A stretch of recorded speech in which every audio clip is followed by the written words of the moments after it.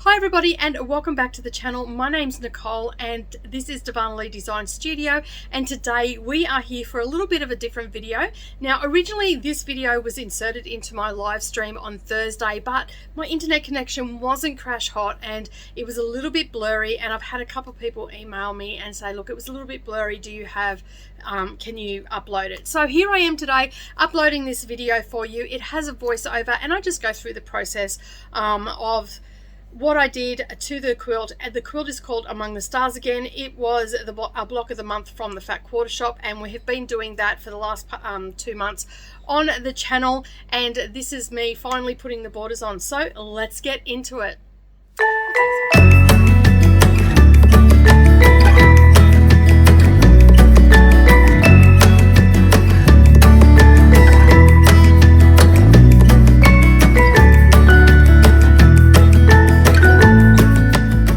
So here I'm just pressing yet again my border strips because I kept just picking them up in a bundle and putting them in the container.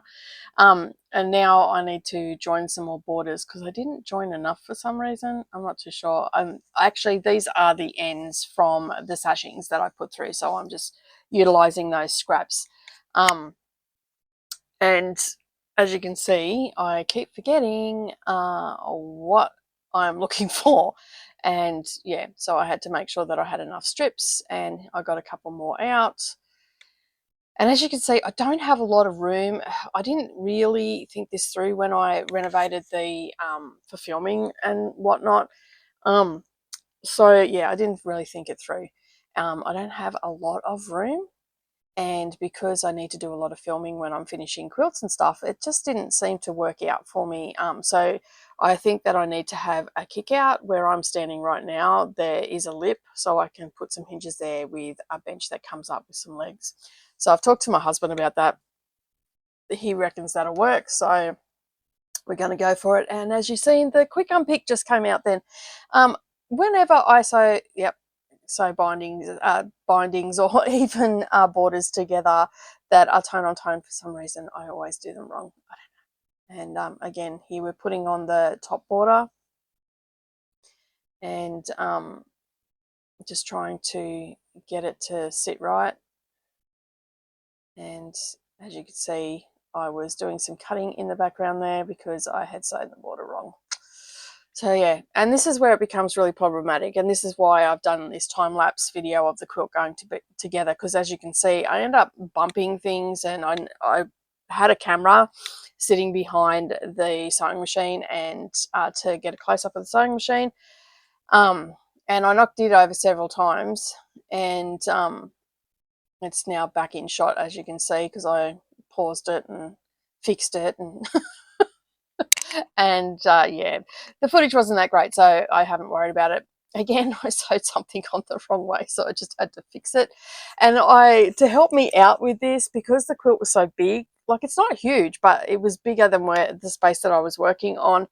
So I just got my trolley and I just sat the weight of the quilt on there, and it seemed to make a big difference for me. So I think if I have that kick out table, as I was saying earlier, it will work a lot better. These sides were so long, it just felt like it was taking forever.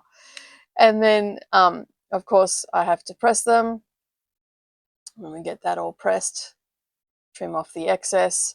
So now we have the side border on. And I believe the top, oh, that's the top border that I'm putting on.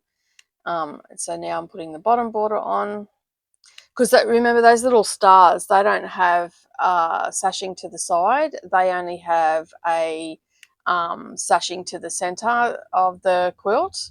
So yeah, so I've had to put side borders on as well as top borders, just taking that excess off there. All right, now for the next one. And I just, basically all I do at this point is I just pin where I've got to start, and then I just let the rest feed through the machine. It just makes it a little bit easier for me. At least then I know it's not going to move. And I was having all sorts of problems with my machine this day. It just kept eating my fabric. Like, it drove me, you can see there, it's hectic. I've had to pull it out and trim it off. And yeah, it was also, I don't know what's going on with this machine. The sooner I get a new machine, the better, as far as I'm concerned. This one has done a lot of work, and she's tired. It was a brand new needle as well, so there was no reason for it to be happening. You didn't see that. I pretty much change my needles once a week because of the amount of sewing that I do. And yeah, so, or if I break one, I change it, obviously. But yeah, the day that I was doing this, it was just causing me so much trouble, like so much trouble. It was unbelievable. But I got there in the end, and now I'm just joining some more strips together because I've got the top and bottom border to put on, and I'm just making a really long strip, and I'll just trim it off. When I put my borders on, I try to be really economic with it, and sometimes I will just join strips, and I'm not too fussed. When they're for myself, I'm not too fussed if I have several joins in one border. I generally do them on the diagonal so they're hidden a little bit better, but yeah, you get what I'm saying. Like, I'd rather use the fabric than waste the fabric than have it sitting there. So I think this side border has 3 joins in it in the end. But you can see how long they are. They just take forever. All right, so I now have the 2 side borders on, and I'm going to give that a really good press. I'm pretty sure I actually already have the top borders on. So yeah, you can see here that I'm just giving it a quick press. I'm not being overly critical of my pressing right now because I've still got the outside borders to put on, which are the red and white. All right, trim that off, and I'm pretty sure that that is all the borders. Is it? Yes. So now I'm up to putting the red and white on. So I'm just giving another press, and at this stage I've got to, I never got to it, and I had to make the bottom border. I'd already made the top one on camera. So yeah, and this is where I put pins in these because yeah, Nicole is directionally challenged, I've come to the conclusion. And I've just ducked off camera to grab some more, just to press some more of the bits and pieces, and to grab the white strips that I need.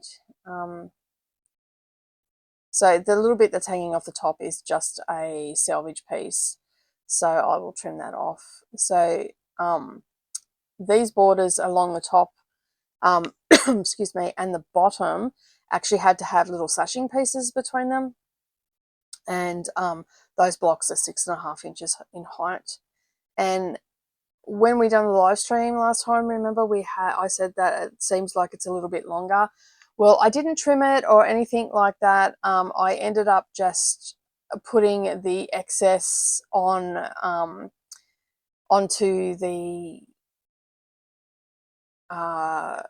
base of the machine. I was just trying to think what I was talking about then. Onto the feed dogs, and it fed through really well.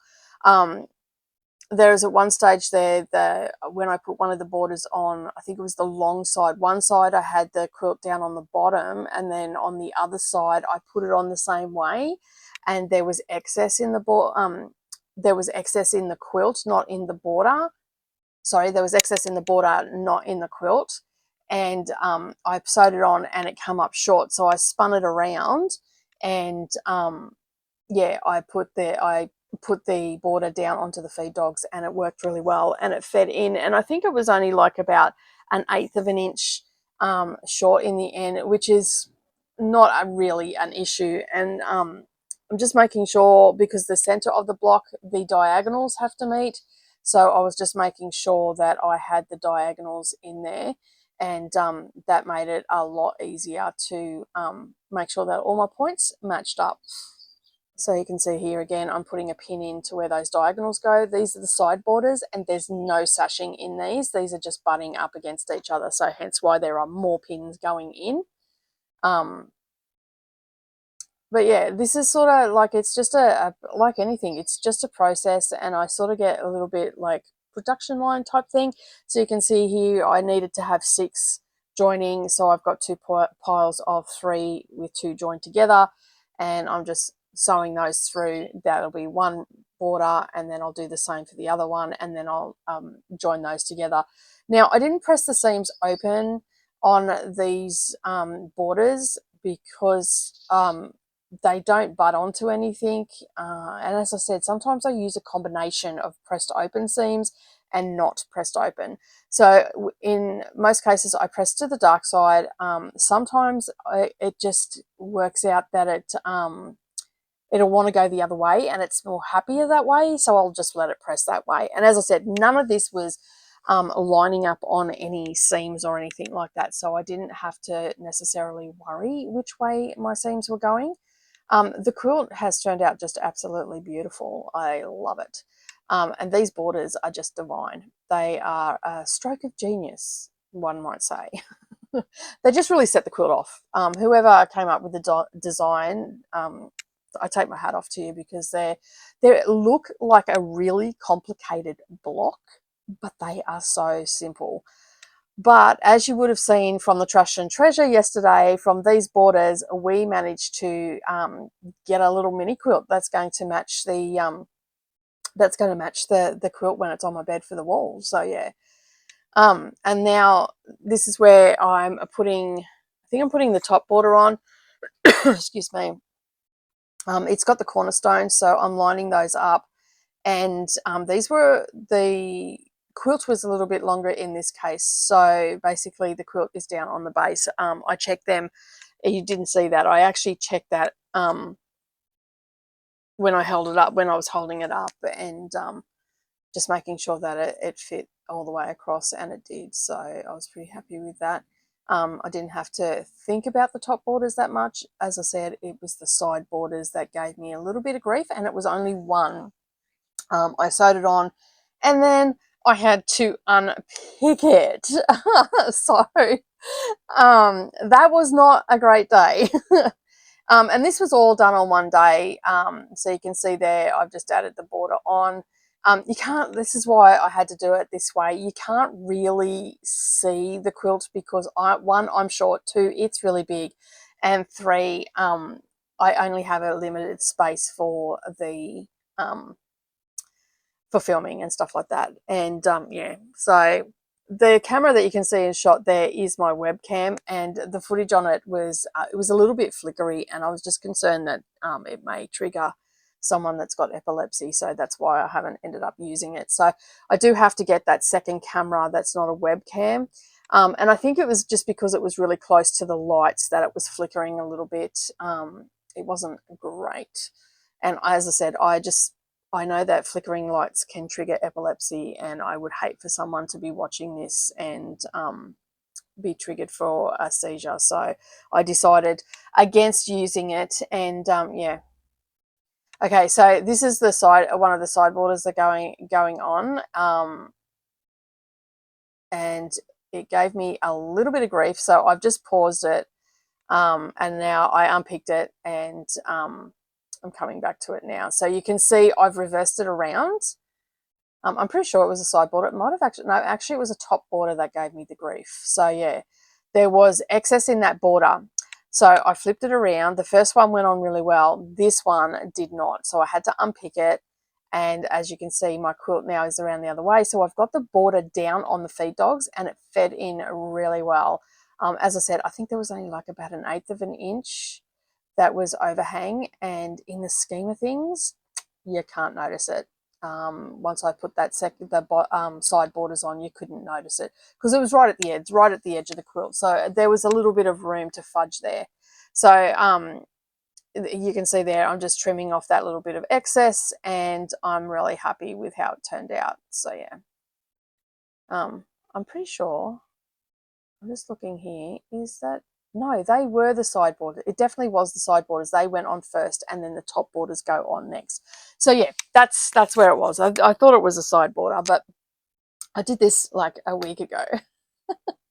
And I did this not long after the live stream. I just wanted to get into it. I've done some here and there, and as you know, we didn't get everything done, and by the time I got to getting around to doing this voiceover for it and looking at the video, it had been a week. So But you can see those borders look absolutely stunning. And so now we're putting the top ones on. So the only thing that I had to match up with this one is to just make sure that my cornerstones were sitting okay, because we've got that corner one on the top that makes it look like it's just flowing around the corner. And you'll see that in just a moment when we get to the final look of it. And I've taken some footage of that over on my neighbour's lawn, so you'll be able to get to see what it looks like. I'm pretty happy with it. It's been a lot of fun doing this with all of you, getting this quilt. This quilt would otherwise still be sitting on my shelf. So you can see there, I'm just showing the cornerstones. I missed a bit on one of the side borders. I noticed that I missed a little bit of the and that happens, the quilt moves. That was on that one that was underneath. It had obviously moved and I didn't realise. And here goes our final border. So we are almost near completion. As I've said, the next video that will go up for this, which I'll probably insert into the live stream as well, will be me setting it up on the long arm machine, and it'll just be a time lapse and you'll get to see some of the patterns stitched out and then it completely finished. And then we will have a live stream while I'm doing the binding, and we can do a Q&A if you like. I will put a poll up in the not a poll, a question picture up in the Facebook group, and you can add all your questions there and I'll hopefully get to them. But that is it. It is all on. So now what I'm going to do is just give it a really good press. This normally, when I do this, I generally just, you can see those corners just look absolutely marvelous, and that border is just divine. So yeah, so you can see it's not an easy feat to press this, but before it goes into the long arm machine, I will remove everything off this bench and basically put down a big sheet and give it a good press over the sheet. And then I only have to do half at a time because it fits about half of a quilt. But that is all of the borders on. And here we are with the finished quilt. So you can see there that it looks really good. I love the effectiveness of, I almost dropped the camera then, sorry. I love the effectiveness of the borders, but that is the Among the Stars quilt all done and finished, ready to go onto the long arm machine. Well, thank you so much for joining me today. I do hope that you enjoyed the little bit behind the scenes of what happens to the quilt after I've done all the blocks and whatnot on the live stream. It's come together absolutely beautiful. I am so happy with it, and kudos to the Fat Quarter shop designers that done that border. I love it. I want to add it to all of my quilts. But that is it from me today. Have a wonderful day, everybody, and no matter where you are, I hope you're getting lots of crafting done. And as always, I will see you in the next video. Bye for now.